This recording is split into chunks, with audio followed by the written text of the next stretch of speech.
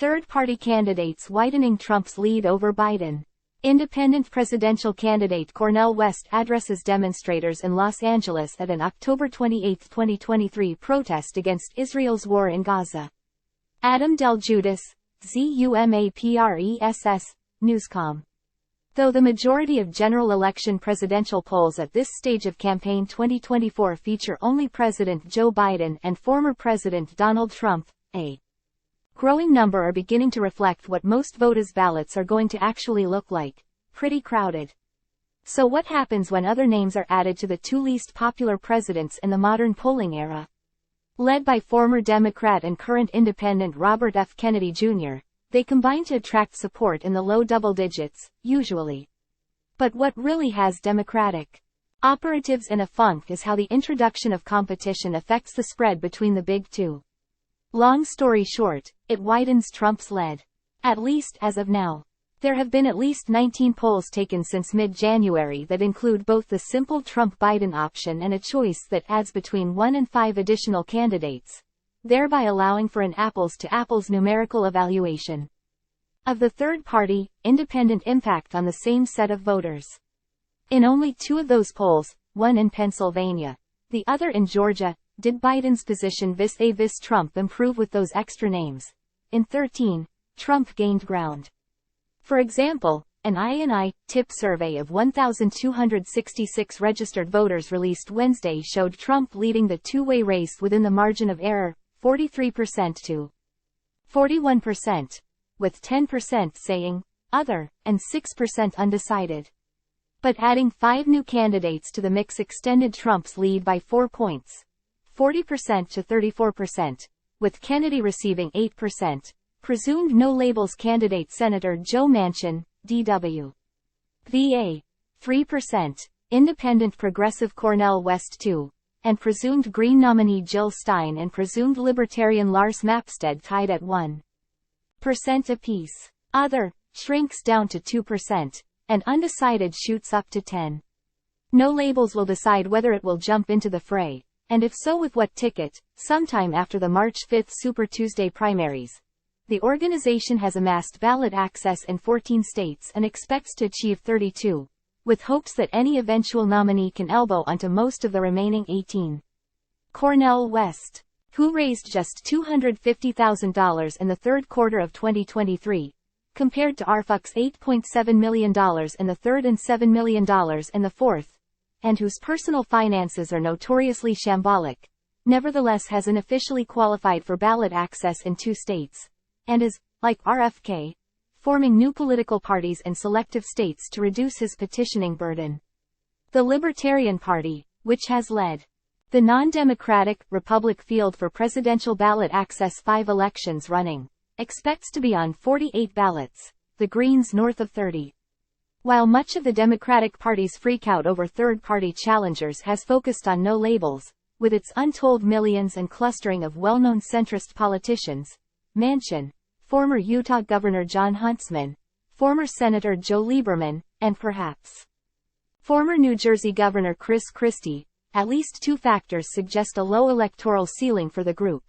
1, as I pointed out last July, the centrist moneybags lane of presidential politics over the past half-decade is full of carcasses. Evan McMullin, Larry Hogan, John Kasich, Howard Schultz, Michael Bloomberg, Bill Weld, and American Renewal, for starters. And 2, the organization and its floated candidates are considerably more hawkish on foreign policy than Joe Biden, at a time when much of the political passion being expressed particularly on the left is focused on criticizing Israel, and Biden's support thereof, for its war in Gaza. It will be difficult for Biden to talk about redeeming the soul of the nation when he is enabling genocide, Cornel West told The Washington Post in an article Thursday. Biden in his public appearances has been serially hounded by anti-Israel protesters. White House staffers in the hundreds have been engaging in semi-regular protests against his Mideast policy.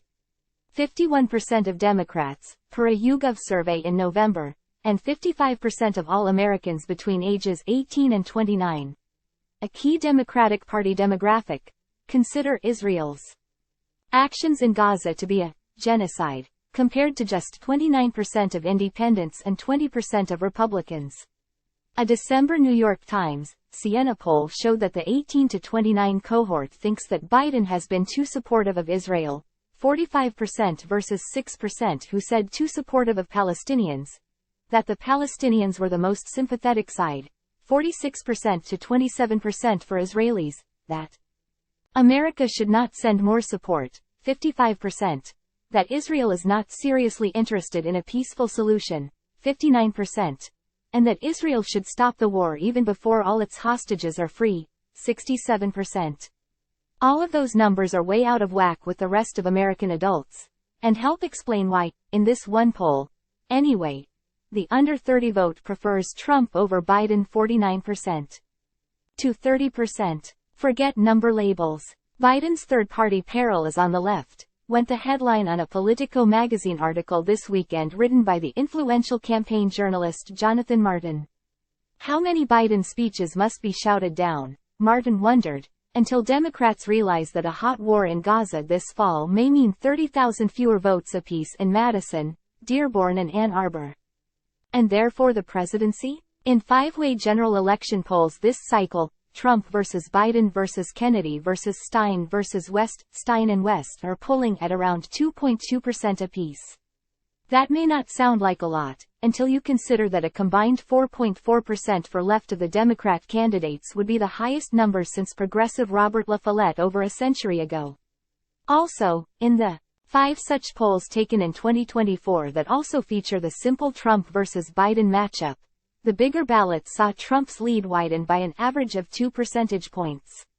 Both Stein and West and the entire field currently seeking the Libertarian Party nomination are decidedly more anti-interventionist, and critical of the American empire, than Biden or Trump.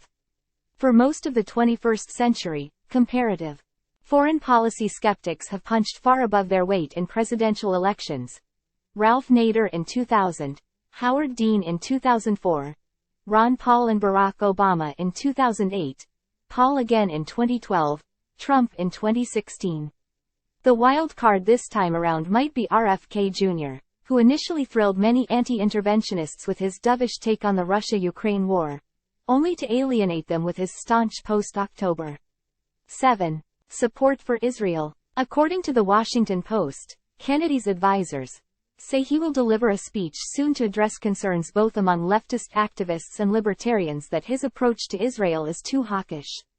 You will rarely go broke betting against independent and third-party candidates to undershoot their expectations and fail, as they have every presidential election since 1968, to win a single state. Many, though not all, of the conditions that dampened third-party enthusiasm in 2018, 2020, and 2022 remain in place.